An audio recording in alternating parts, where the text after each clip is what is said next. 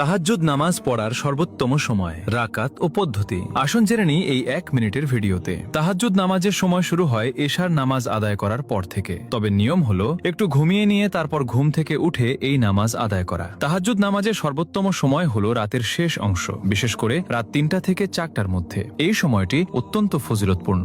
নিয়ত করবেন, আমি 2 রাকাত তাহাজ্জুদ নামাজ আদায় করার নিয়ত করছি। তাহাজ্জুদ নামাজ 2 রাকাত করে আদায় করতে হয়। এভাবে মোট 8 রাকাত নামাজ পড়া যায়। এই নামাজে নির্দিষ্ট কোনো সূরা নেই। আপনি আপনার সহজসাধ্য যে কোনো সূরা দিয়েই নামাজ আদায় করতে পারেন। যদি মাত্র 2টি সূরা মুখস্থ থাকে তাহলে সেই 2টি সূরা দিয়েই 2 রাকাত করে পুরো 8 রাকাত নামাজ আদায় করা সম্ভব। নামাজ শেষে মন খুলে দোয়া করুন, কারণ এই সময় করা দোয়া আল্লাহ তাআলা কবুল করেন। হাদিসে এসেছে, এই সময় মহান আল্লাহ তাআলা প্রথম আসমানে নেমে এসে ঘোষণা করেন, আছে কি আমার কোনো বান্দা যে আমার কাছে কিছু চাইবে, আমি তার দোয়া কবুল করব। এই ভিডিওটি শেয়ার করুন। আপনার একটি শেয়ারের মাধ্যমে যদি একজন মানুষও নামাজ পড়া শুরু করে তাহলে সেই সওয়াবে আপনিও অংশীদার হবেন।